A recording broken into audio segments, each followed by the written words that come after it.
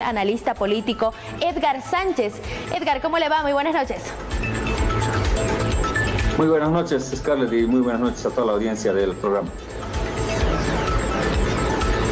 Muy bien, vamos a iniciar por favor con esta entrevista. Por primera vez Muy bien, estamos iniciando entonces con esta entrevista. Por primera vez habrá segunda vuelta en Bolivia.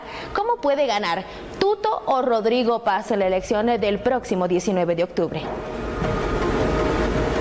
Bueno, los dos tienen fortalezas y también debilidades. Las fortalezas de Tuto es que tiene un voto ya conservador garantizado, tiene un voto muy consecuente desde hace muchas elecciones atrás. Es decir, hay un electorado que es un electorado conservador de las ciudades urbanas, de los centros urbanos, y este voto conservador se va a solidificar este 19 de octubre en favor de Tuto Quiroga. La debilidad es que no tiene conexión con lo popular indígena y eso le va a generar una especie de desventaja en relación a Rodrigo Paz, mientras que Rodrigo Paz tiene una gran ventaja en lo popular indígena, pero no va a poder penetrar también a las clases urbanas, a este voto conservador que siempre se ha manifestado durante varios años. Entonces los dos tienen debilidades como también fortalezas, y en esta etapa de la segunda vuelta, en esta etapa de la campaña, yo creo que los dos deberían centrarse más en generar y socializar las propuestas que en generar guerra sucia o acusaciones que son estériles en este momento. Edgar, ¿dónde se concentrará la mayoría de los votos? ¿En el área rural, en el área urbana?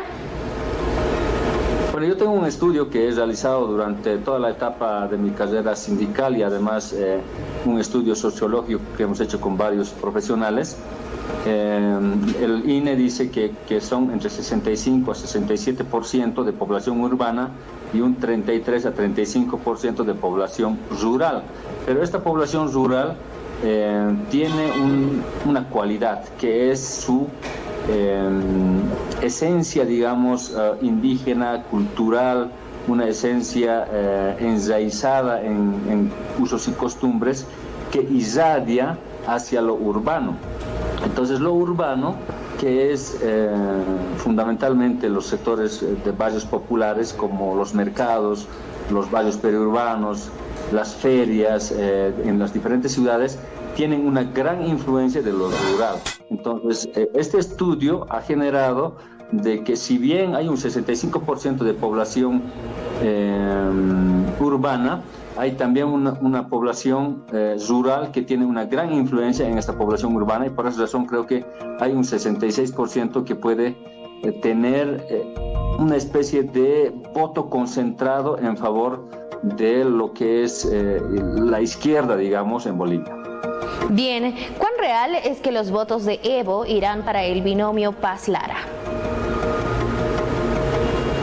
Yo creo que sí, los votos de Evo Morales van a ir al binomio Paz-Lara, porque es imposible que el voto nulo de Evo vaya a la votación de Tuto Quiroga, porque Tuto Quiroga ha sido un candidato que siempre se ha opuesto al masismo, se ha opuesto al evismo, y este voto duro de Evo Morales, que más o menos es como 1 millón, yo creo que por lo menos un 90% se va a ir a Rodrigo Paz.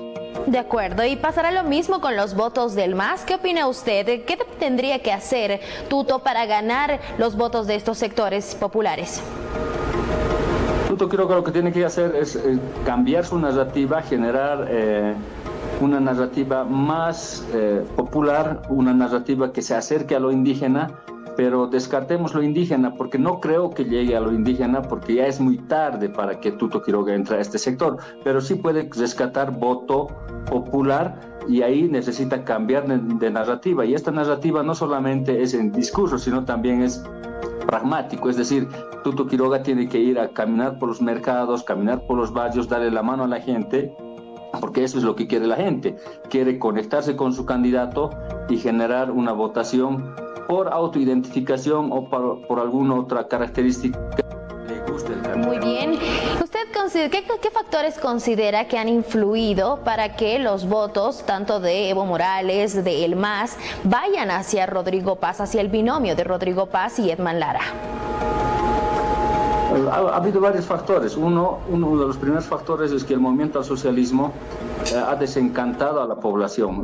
Con la división que ha tenido este partido, la gente se ha desencantado, la gente que votaba por el MAS se ha desenamorado del movimiento al socialismo, y eso ha generado una frustración en el electorado que antes votaba por este partido político. Primero. Segundo, el voto nulo de Evo, las fallas de Andrónico, la falla histórica en proponer un candidato de origen blancoide, podríamos decir, a Eduardo del Castillo en el MAS, han generado un total desencanto, y por esa razón es que la gente que antes votaba por el movimiento al socialismo hoy votó por Rodrigo Paz el 17 de agosto. Eso no significa que ha sido un voto militante, sino ha sido un voto de rabia, de desahogo de esta población. No ha habido ningún tipo de instrucción ni acuerdo oscuro como quieren manifestar otros, porque si hubiese sido así, fácil hubiese sido instruir a la gente, a las bases, para que sigan votando por el MAS. Más bien las bases se han rebelado en contra de las dirigencias, estas dirigencias que se han convertido en una especie de dirigencias oligárquicas del gobierno, y las bases se han rebelado en votar por otro candidato, en este caso por Rodrigo Paz, más por el capitán Lara que por Rodrigo Paz. Yo creo que el capitán Lara, por su popularidad, ha encantado a esta población y ha votado y ha generado más o menos como un 90% que tiene la votación de Rodrigo Paz. Muy bien. ¿Y qué pasará con los votos de Samuel? Recordemos que en reiteradas oportunidades ha apoyado el binomio de Rodrigo Paz y Edman Lara. ¿Sus votos irán en favor de este candidato o tal vez irán para Jorge Tuto Quiroga? ¿Qué opina usted? Yo creo que no. Samuel Doria Medina, por más que instruya a sus bases votar por Rodrigo Paz, las bases y el electorado de Samuel Doria Medina es un voto conservador, es un voto de derecha, que se ha denominado durante mucho tiempo. Entonces este voto de Samuel, casi el 90-95% se va a ir a la votación de Tuto Quiroga. Muy bien. Hace algunos días Lara cuestionaba al candidato a la presidencia Rodrigo Paz por aparecer junto a asesores de Samuel Doria Medina. Amenazaba con quitarle su apoyo. Horas después salió a expresar su apoyo incondicional para su candidato a la presidencia. Estos dichos que se hacen también virales en las redes sociales, ¿de qué forma pueden afectar a este binomio? Es muy difícil, ¿no?, generar, digamos, una especie de pronóstico de qué es lo que va a suceder en el futuro, pero yo creo que va a generarle nomás una especie de desgaste político a una candidatura que está viniendo muy desgastada hasta ahora. Yo creo que en esta etapa de la campaña lo mejor que tienen que hacer los dos candidatos que están yendo a un balotaje por primera vez en Bolivia es concentrarse en la discusión de las propuestas en sí, porque si van a generar una especie de contracampañas y desgaste y además guerra sucia, eso no va a favorecer a ninguno de los dos. Precisamente hablando de la guerra sucia, ¿usted considera que el binomio de Jorge Tuto Quiroga y JP Velasco han iniciado una especie de campaña en contra del binomio de Rodrigo Paz? Sí, la gran falla de Tuto Quiroga ha sido una falla de darle menosprecio al voto de Rodrigo Paz. El voto de Rodrigo Paz, si bien ha sido un voto de más del 32%, y en una gran parte de esta votación ha sido una votación de la gente que antes votaba por el movimiento al socialismo, no es que ha habido una instrucción, como le decía hace rato, para votar en favor de Rodrigo Paz. Ha habido una rebeldía de las bases y han votado por Rodrigo Paz. Y la falla de Tuto Quiroga ha sido menospreciar ello. Mire, no tanto de Tuto Quiroga, sino de sus interlocutores. Los interlocutores de Tuto Quiroga han manifestado de que es un voto masista, es un voto de izquierda, es un voto socialista, es un voto, por poco dicen que es un voto que no sirve. Y eso ha trincherado más bien la votación de Rodrigo Paz en favor de Rodrigo Paz, porque la gente que ha votado por Rodrigo Paz también son pues ingenieros, médicos, ya los indígenas hoy en día ya no tienen una carencia en los estudios, sino tienen una especie de otro tipo de sociedad, de clase media hacia arriba, porque también han generado estas condiciones naturales por la por el éxito económico que han tenido. Entonces creo que el menosprecio de Tuto Quiroga hacia la votación de Rodrigo Paz ha sido una falla de gran manera que le ha jugado mal a Tuto Quiroga. De acuerdo. Y a propósito, ¿qué papel juegan en las encuestas? A Rodrigo Paz lo mostraban incluso en el cuarto, en el tercer lugar. ¿Usted qué considera? Mira, las encuestas son amañadas, lo quiero decir así de frente. Las encuestas son empresas que quieren dirigir el voto de la población. No ha habido una sola encuesta durante los 20 años de elecciones que han acertado. Entonces, el Tribunal Supremo Electoral lo que tiene que hacer es sancionar a estas empresas para que ya no vuelvan a sacar estas encuestas. Algunos dicen que es la fotografía del momento. Falso. La gente en el campo ya tiene una tendencia de votar. La gente también en las ciudades ya tienen una especie de favoritismo en su elección de su candidato. De aquí a 2 semanas máximo ya la gente ya va a decidir por quién votar en el 19 de octubre.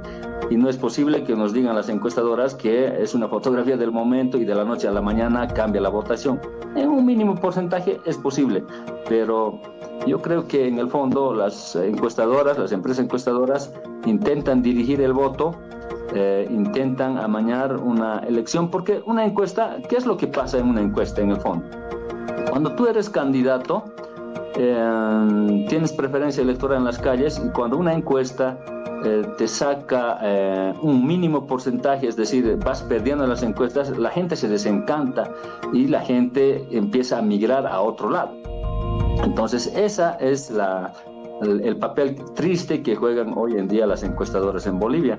Yo creo que el Tribunal Supremo Electoral debería tomar cartas en el asunto y sancionar a estas empresas para que no vuelvan a sacar este tipo de encuestas, sino que sean encuestas más reales. Muy bien, gracias Edgar. ¿Usted considera que existe un porcentaje alto todavía de indecisos en esta segunda vuelta previo a 42 días de conocer a nuestro nuevo presidente?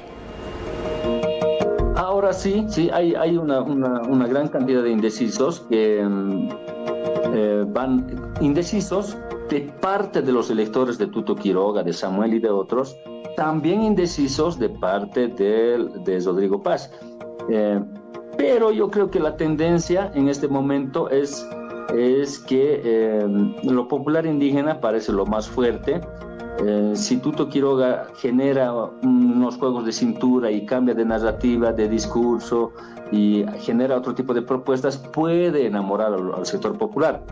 Sin embargo, Rodrigo Paz, si es que se alía con Samuel Doria Medina o algunos candidatos que son considerados viejos políticos, que son de la vieja guardia, también puede desencantar a la población, a su electorado. Entonces, yo creo que el que va a ganar el 19 de octubre va a ser el que cometa menos errores de estos los que te le estoy mencionando.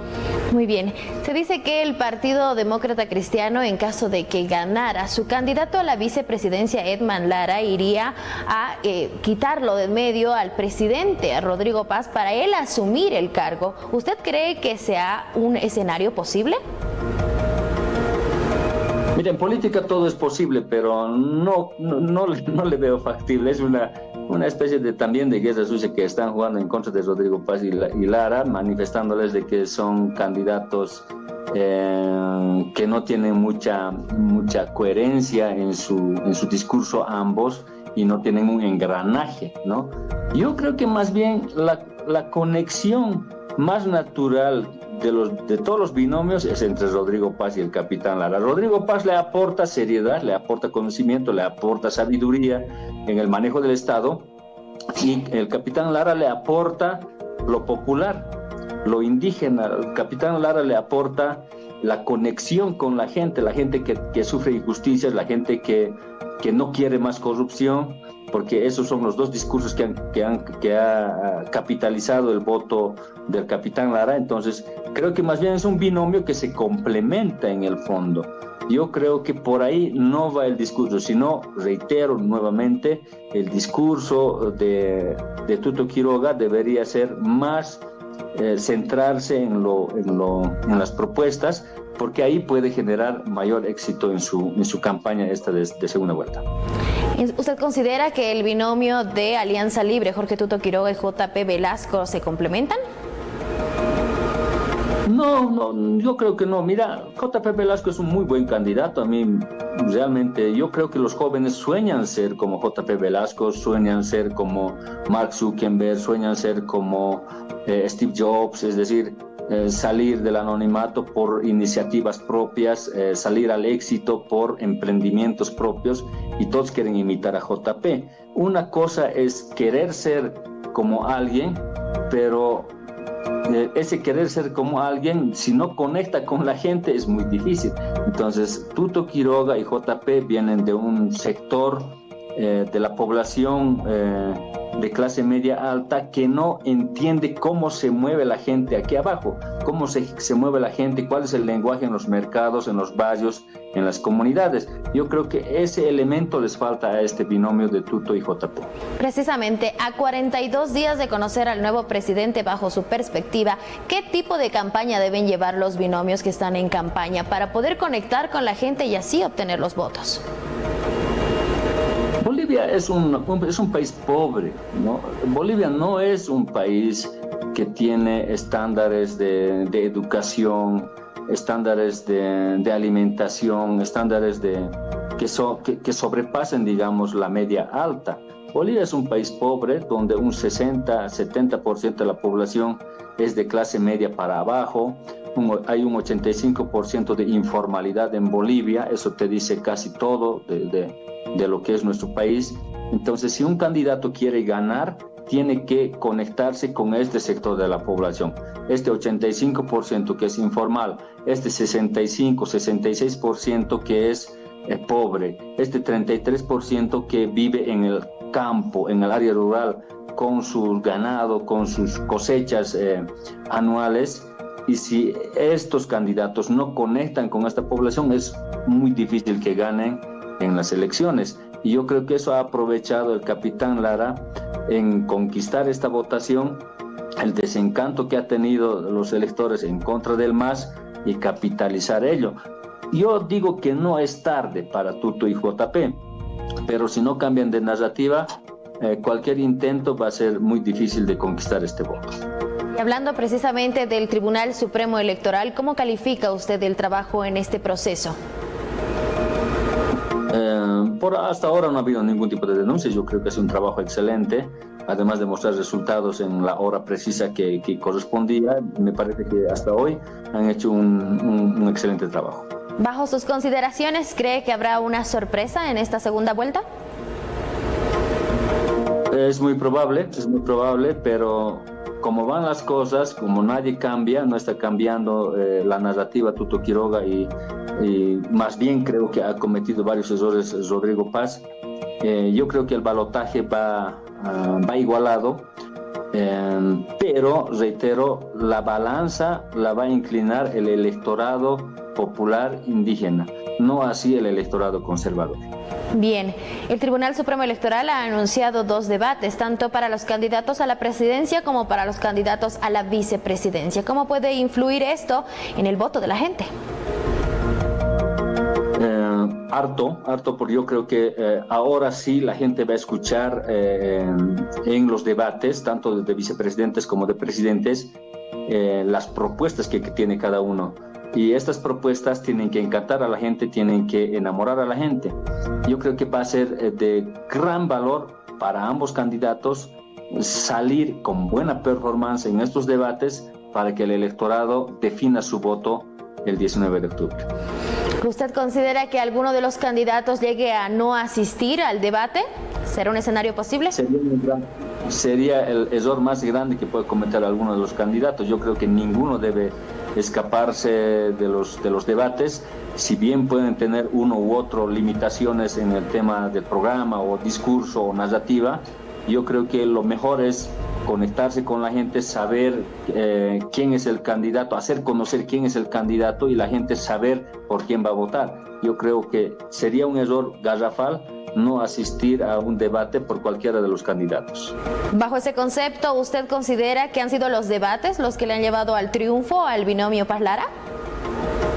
No, no, para nada. Yo creo que el debate del capitán Lara en TikTok y otras redes sociales con la gente es lo que le ha catapultado al capitán Lara a conquistar este voto. Además de que Rodrigo Paz está haciendo una gira de más de 2 años en diferentes comunidades, en diferentes municipios del país, y esto le ha llevado a encontrar asimetrías con lo que no quiere y lo que quiere la gente. Entonces Rodrigo Paz también conoce el lenguaje de la gente, y el capitán Lara ha conquistado este voto por medio de medios no tradicionales. Mientras la gente veía medios tradicionales, el binomio Paz-Lara estaban trabajando en el campo, en los mercados y en redes sociales, que hoy por hoy son fundamentales para ganar una elección. De acuerdo, gracias Edgar. Respecto a la salida del penal de Chonchocoro de Luis Fernando Camacho y la liberación de Marco Antonio Pumari, ¿de alguna manera pueden tener alguna repercusión en esta segunda vuelta? ¿Usted qué opina? Con toda seguridad. Yo creo que Camacho ahora tiene mayor influencia porque ha recuperado la gobernación, tiene una influencia directa a los funcionarios, tiene una influencia directa a todos sus simpatizantes y militantes, y cualquier decisión que tome Camacho puede influir en la votación hacia uno u otro. De la misma forma Marco Antonio Pumari, yo creo que es una señal democrática de que los hayan liberado, porque independientemente de que sean culpables o no, no puede el gobierno, el poder, meter sus manos en la justicia. Ya no podemos manejar a la justicia como marioneta del poder. Yo considero de que el próximo gobierno tiene que darle independencia al poder judicial, para que el que tenga que entrar a la cárcel entre a la cárcel, y el que tenga que defenderse en libertad se defienda en libertad, y obviamente los inocentes estar en las calles como corresponde, y no estar en las cárceles con detenciones preventivas, que ha sido una forma moderna que ha inventado Evo Morales en el último tiempo para acallar las voces opositoras, y eso está desde todo punto de vista muy mal, porque resquebraja la democracia, debilita la democracia. El pilar fundamental de la democracia es la justicia, y si no hay justicia, la democracia siempre va a estar débil. ¿Y qué sucede con la posible salida de la cárcel de la exmandataria Yanine Áñez? ¿De qué manera puede influir? No, en nada. Yanine Áñez ha tenido una gestión muy negativa, muy nefasta. Yo creo que la inexperiencia de Yanine Áñez le ha cobrado factura. Se han aprovechado muchas personas que han estado alrededor de Yanine Áñez, y la única que ha tenido que pagar todos los platos rotos ha sido Yanine. Por tanto, una gestión sumida de corrupción, de negligencia, y yo creo que es una gestión muy paupérrima. No, al electorado no le va a influir absolutamente en nada la salida de Yanine. Sin embargo, yo creo que Yanine Áñez, al ser expresidenta, merece también tener un juicio de responsabilidades como corresponde y como dice la Constitución. Respecto a la extradición del exministro Arturo Murillo, ¿cómo podría influir en esta segunda vuelta? Mira, Arturo Murillo ha tenido un papel muy triste, porque se ha creído el todopoderoso en su momento y hoy llega totalmente debilitado al país. Todo político tiene que llegar a pagar sus cuentas si es que tiene algo de responsabilidad y culpabilidad, y Arturo Murillo ha declarado ser culpable de los actos de corrupción por los cuales está siendo enjuiciado, y yo creo que tiene que pagar, como cualquier otra persona, esta responsabilidad que lo ha asumido desde su declaración. Muy bien, hablemos de la nueva Asamblea Legislativa. ¿Qué retos debe enfrentar ahora? La nueva Asamblea Legislativa lo que tiene que hacer es encontrar consensos, encontrar alianzas al interior de la Asamblea para que Bolivia salga de la crisis. Si nosotros vemos que están peleándose como se han peleado durante 5 años entre evistas, arcistas, androniquistas y la bancada opositora, donde no aprobaban créditos, el único perjudicado ha sido el país en relación a la no aprobación de créditos, y los que hemos sufrido las consecuencias han sido la población. Yo creo que tienen que encontrar un engranaje tanto asambleístas de Samuel, de Tuto y de Rodrigo Paz en pro de Bolivia, no en pro de sus partidos. Yo creo que ya ha terminado la campaña. El 19 de octubre vamos a saber quién es el presidente y a partir de ello todos los parlamentarios tienen que jalar el carro a un solo lado para sacar a Bolivia de la crisis económica, porque de esta crisis económica los que más sufren son la clase pobre campesina que está sufriendo las consecuencias de la alza de precios de la canasta familiar. Edgar, ¿usted considera que existe la posibilidad de consensos para la aprobación de leyes? Tiene que haber consensos. Si no hay consensos, yo creo que la población puede levantarse. Mire lo que le digo. Tuto Quiroga tiene una votación conservadora. Rodrigo Paz probablemente llegue con la votación popular indígena y la votación popular indígena tiene demandas y una de sus demandas es que saque de la crisis económica al país. Si no saca de la crisis económica al país, a Bolivia, los movimientos sociales, la gente se va a empezar a reaglutinar, se van a empezar a reorganizar y de esta forma va a generar una nueva explosión social. Y si tenemos una explosión social, si tenemos inestabilidad social, es muy difícil que salgamos de la crisis económica. ¿Y qué lectura se hace de la mínima representación del MAS en la Asamblea Legislativa? Yo creo que el MAS ha sufrido las consecuencias de la división, de la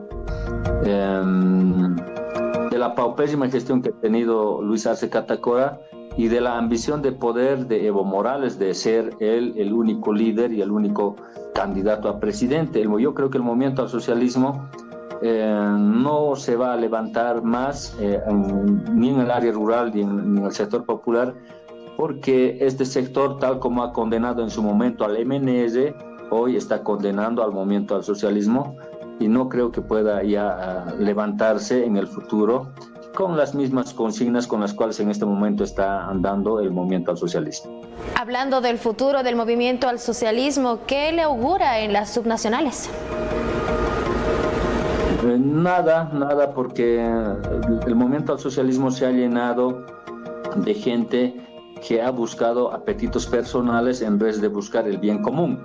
El movimiento al socialismo se ha fundado para ser la representación del movimiento indígena y si nosotros vemos quién es el representante del movimiento al socialismo hoy, es Eduardo del Castillo, que no representa absolutamente a nada al movimiento indígena. Entonces el movimiento al socialismo ha perdido su esencia cualitativa que era la representación indígena y hoy por hoy, al no tener esta representación, el movimiento al socialismo se ha autosuicidado y con ellos todos los que están detrás de él, aunque son muy pocos los que están detrás del movimiento al socialismo. ¿Y qué papel cree usted que pueda llegar a jugar Evo Morales y el movimiento al socialismo en el nuevo gobierno? Evo Morales va a intentar capitalizar su 20% de votos nulos, pero tenemos que recordar a la población de que no es 20% del voto nulo de Evo. El voto nulo en el pasado tenía un promedio, en el pasado de las elecciones, tenía más o menos entre 4, 5 y 6% de votación. Ese es el promedio de la votación nula en todas las elecciones. Y si restamos este 5% al voto nulo del 17 de agosto, más o menos tendría entre 14 y 15% de votación nula directa en apoyo a Evo Morales. No es poco, es algo considerable, pero hay otro elemento más que hay que analizar. Este 1.000.000 de votos que ha tenido Evo Morales, la mitad, es decir, el 50% de este 1.000.000 de votos de voto nulo de Evo Morales ha sido del trópico de Cochabamba y la otra mitad del resto del país. Es decir, Evo Morales ha dejado de ser el líder nacional, sino se ha convertido ahora en un líder regional del trópico de Cochabamba.